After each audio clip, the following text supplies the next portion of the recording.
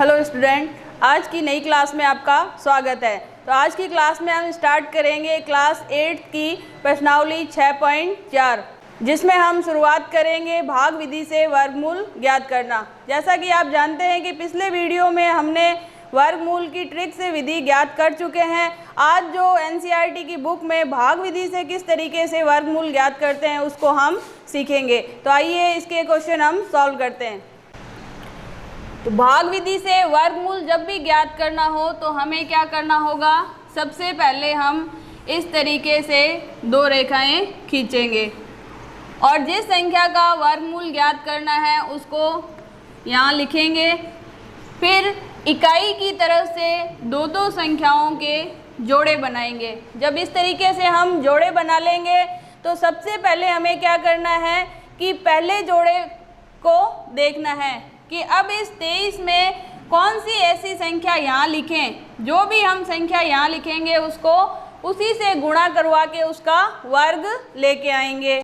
जैसे हमने यहाँ लिखा 4, तो हमें यहाँ पे भी क्या लिखना होगा, 4। यानी कि ऐसी दो संख्याएं ढूंढनी है जिसका वर्ग या तो 23 हो या 23 से छोटा हो। तो अगर हम 4 लेते हैं तो 4 का वर्ग 16, 5 लेंगे तो 5 का वर्ग 25, तो 4 होगा, 25 तो ज़्यादा है तो 4 हमने यहाँ लिखा। यानी कि दो संख्याएं ऐसी ढूंढनी है जिसका वर्ग, यानी कि गुणा करेंगे आपस में, वर्ग निकालेंगे तो वो इससे छोटा हो। तो 4 बार लिखा हमने, इन दोनों की गुणा होगी तो वो लिख दिया हमने इसके नीचे। फिर साधारण जैसे भाग की विधि में हम करते हैं तो दोनों को क्या कर देंगे, घटा देंगे। तो इसको हम घटाएंगे, 7 आया। अब इसके बाद आगे की संख्या हम इस पे जो अगला जोड़ा था, ये सेकंड जोड़ा हमने यहाँ उतार दिया। अब हम क्या देखते हैं कि जिस संख्या का हमने यहाँ इसको इससे गुणा करके वर्ग लेके आए थे, तो जो संख्या यहाँ गुणा कराई थी उसी को हम यहाँ क्या कर देंगे, जोड़ देंगे। दोनों को जोड़ दिया, ये हो गए 8। अब हमें क्या करना है, इस जगह ऐसा अंक लिखना है कि उसी अंक, जो अंक हम यहाँ लिखेंगे उसी की इस पूरी संख्या से गुणा करानी है। कैसे कि अब इसका हमें क्या पता चले कि यहाँ कौन सा अंक आएगा। तो उसके लिए हम हमारा जो भाज्य है, यानी कि ये जो संख्या है जिसमें हमें भाग देना है, तो ये 70 है।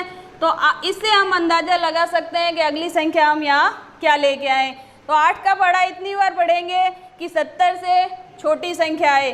तो 8 का पढ़ा 8 बार पढ़ा, यानी इसको हम यहाँ लिखते हैं कि इसके साथ वही अंक लिखना है यहाँ जिससे हमें इसको गुणा करवानी है। तो मैंने कहा 8 को 8 से, तो यहाँ जब 8 लिखेंगे तो इसको किससे गुणा करानी होगी हमें, 8 से। तो यहाँ हमने 8 लिखा, वही 8 क्या लिखेंगे इस जगह। अब हमें इसकी क्या करवानी है, इस पूरे से गुणा।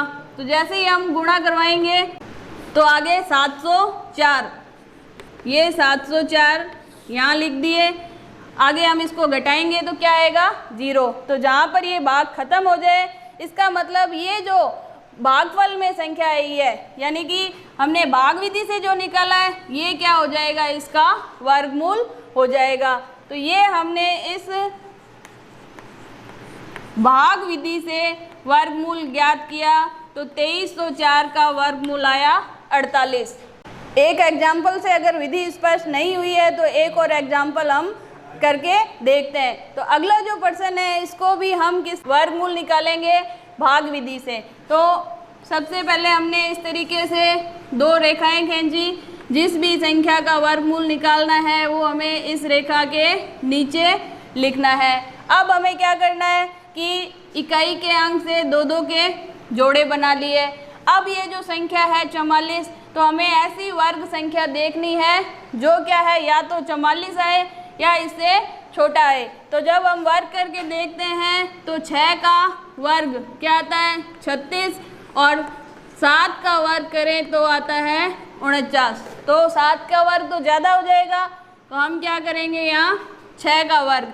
तो 6 का वर्ग किया है तो यहाँ तो लिखेंगे 6, और यहाँ भागफल में भी क्या लिखेंगे, 6। क्यों लिखेंगे, क्योंकि इन दोनों की गुणा क्या हो जाएगी कि वर्ग। तो इनका हम गुणा करेंगे तो यहाँ आ गया 36। अब इन दोनों को जैसे भाग विधि में घटाते हैं वैसे इसको घटा देंगे। तो जैसे ही हमने इसको घटाया तो आ गया 8। अब अगला जो जोड़ा है ये हम यहाँ उतार देंगे, तो ये एक स्टेप पूरा हो गया। अब नेक्स्ट में हमें क्या करना है कि जो भागफल हमने लिखा था वही इस भाज्य के साथ हम वापस से जोड़ देंगे।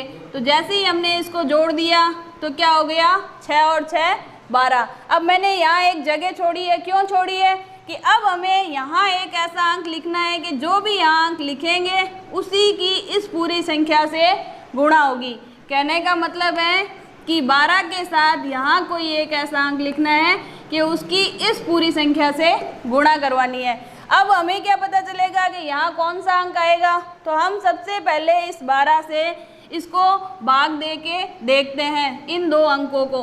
तो 12 पंजे 60, 12 सत्ते 84, 12 8 तो ज़्यादा हो जाएगा, तो 12 सत्ते 84, यानी कि 7 बार भाग हमारा जाएगा। तो लमसम हम कह सकते हैं, एक अंदाज़ा लगा सकते हैं कि यहाँ क्या आ सकता है हमारा 7। तो जब हमने यहाँ क्या लिखा, 7 लिख दिया, तो 7 को ही इस पूरी संख्या से, यानी कि ये जो संख्या बन रही है इसको इस 7 से गुणा करवानी है।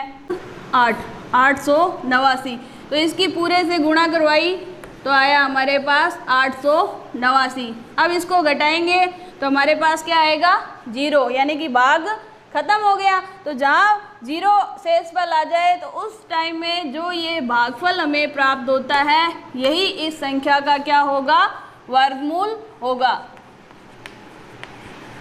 4489 का वर्गमूल आया 67। अगली संख्या है 3481 का हमें वर्गमूल निकालना है। तो इसको हम उसी विधि से वापस से दोहराएं। संख्या लिख दी हमने, 2-2 के जोड़े बना दिए। अब इसमें तो क्या है, 2-2 के पूरे जोड़े बन रहे हैं। मान लो कि 3 अंकों की संख्या है, सिर्फ इतनी ही संख्या आ जाए तो पीछे से हमने 2 का जोड़ा बना दिया। अगर पीछे 1 अंक रहता है तो उसको 1 ही रखना है। तो यहाँ तो पूरे 2 जोड़े बन रहे हैं, तो हमने 2 के जोड़े बना दिए। अब पहला जोड़ा देखेंगे कि अब ऐसी कौन सी वर्ग संख्या है जो या तो 34 आ जाए या 34 से छोटी संख्या है। तो हम देखते हैं कि अगर हम 5 का वर्ग करेंगे तो आएगा 25, 6 का वर्ग करेंगे तो आएगा 36। तो 6 का वर्ग तो ज़्यादा हो जाएगा, तो हम यहाँ क्या लेंगे, 5 का वर्ग।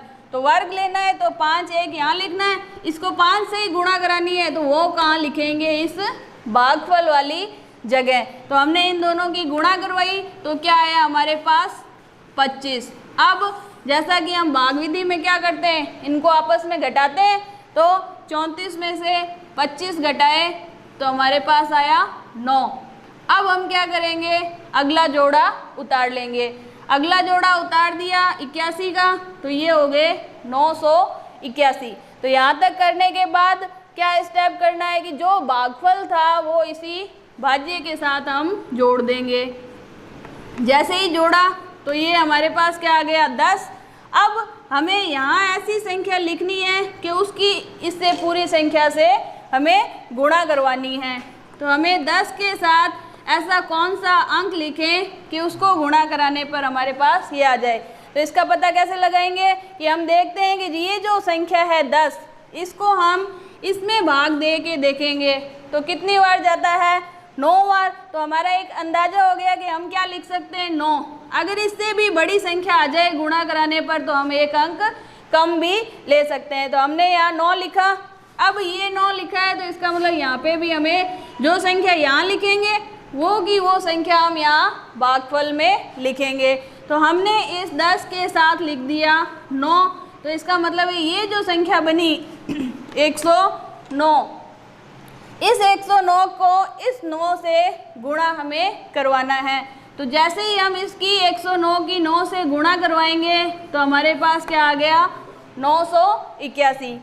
अब इस 981 ही हमें चाहिए था और अब इसको इसमें से घटाएंगे तो क्या आएगा, 0। तो जैसे ही शेषफल 0 आ गया इसका मतलब भाग यहीं ख़त्म हो गया। अब आगे हमें यहाँ ये संख्या आगे जोड़ने की आवश्यकता नहीं है। शेषफल 0 आते ही जो भागफल है वही हमारा आंसर हो जाएगा कि इसका वर्गमूल कितना हो गया, 59। क्लियर है? तो 3 क्वेश्चन इसके कर दिए हैं, पहले पार्ट जो इसका है क्वेश्चन का। इसके अगले जो पार्ट हैं वो आप 3 और रहे हैं, वो आप खुद करके देखिए इसी विधि से कि भाग विधि से वर्गमूल किस तरीके से ज्ञात होंगे। अगला जो क्वेश्चन है इसमें पूछा गया है कि जो संख्याएं दे रखी है इनका वर्गमूल जो होगा उसमें कितने अंक होंगे।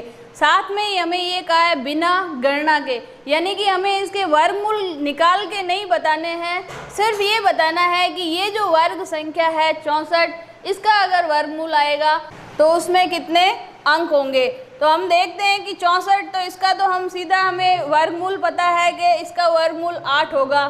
तो छोटी संख्या होंगे तो हमें याद है तो हम बता सकते हैं, लेकिन जब इस तरीके की बड़ी संख्याएं आ जाए तो हम इसके वर्गमूल में अंकों की संख्या किस तरीके से ज्ञात करेंगे। तो इसके लिए हम लिख लेते हैं कि ऐसी अगर संख्याएं आ जाए तो हम उसके वर्गमूल में अंकों का मान बिना गणना के कैसे निकालेंगे। तो इसको ज्ञात करने के लिए हम क्या करेंगे कि इस तरीके से एक नोट लिख लेते हैं कि ताकि हम आगे भी जब इस तरीके का प्रश्न करें तो हमें याद रहे कि हमने कौन सा मेथड लिया था। तो अगर वर्ग में जो संख्या है उसका अंक n है, यहाँ मैंने लिखा है यदि वर्ग संख्या में n अंक है तो वर्गमूल में कितने अंक होंगे। तो n जो है ये क्या हो, अगर सम संख्या है तो वर्गमूल में क्या होंगे n/2 अंक, वर्गमूल में क्या हो जाएंगे n/2 अंक। अब अगर n विषम संख्या हो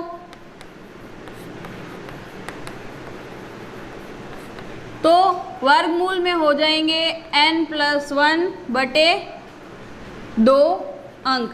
अब इसका क्या मतलब है तो हम इनको उदाहरण से समझ लेते हैं। जैसे पहला ही जो प्रश्न है इसमें दे रखा है वर्ग संख्या 64, तो इसमें अंकों की संख्या कितनी है 2, यानी कि सम संख्या है। n बराबर कितना है 2, तो इसके वर्गमूल में कितने अंक होंगे तो हम इसको अप्लाई करके देखते हैं कि 2/2, यानी कि वर्गमूल में आगे 1 अंक। तो इसका जो भी वर्गमूल है, हमें वर्गमूल नहीं ज्ञात करना है, प्रश्न यही पूछा गया है कि वर्गमूल में सिर्फ अंकों की संख्या बतानी है। तो हम यहाँ लिख देते हैं वर्गमूल में 1 अंक होगा। ऐसे ही अगले प्रश्न की बात करें 144, तो 144 में कितने अंक हैं 3, यानी कि विषम संख्या में आ गए। तो n बराबर 3 क्या है विषम संख्या है, तो इसके वर्गमूल में कितने अंक होंगे 3 + 1/2, 4/2 यानी कि 2 अंक होंगे। तो ये हमने यहाँ लिख दिया कि इसके वर्गमूल में 2 अंक होंगे। वैसे भी हमें 144 का वर्गमूल पता है 12 और उसमें 2 अंक होते हैं। ऐसे ही अगली संख्या है 4489, तो इसके वर्गमूल में कितने अंक होंगे 4 सम संख्या है, तो n/2 4 का आधा यानी कि 2 अंक होंगे। फिर अगली संख्या में कितने अंक हैं 5 अंक हैं, तो इसके वर्गमूल में कितने अंक होंगे तो 5 का 1 बढ़ा देंगे 6 और 6 का आधा यानी कि 3 अंक होंगे इसकी वर्गमूल संख्या में। नेक्स्ट हम देखते हैं इसमें कितने अंक हैं 6 अंक हैं, तो इसके वर्गमूल में कितने अंक होंगे 3 अंक होंगे। तो इस तरीके के प्रश्न को करने के लिए जो हमें नोट करने वाली बात है वो ये सारणी जरूर उतार लें, ताकि नेक्स्ट टाइम जब भी हम ये प्रश्न करें तो हमें याद रहेगा कि इस प्रश्न में हमने किस तरीके से अंकों की संख्या ज्ञात की थी कि वर्गमूल में कितने अंक होंगे।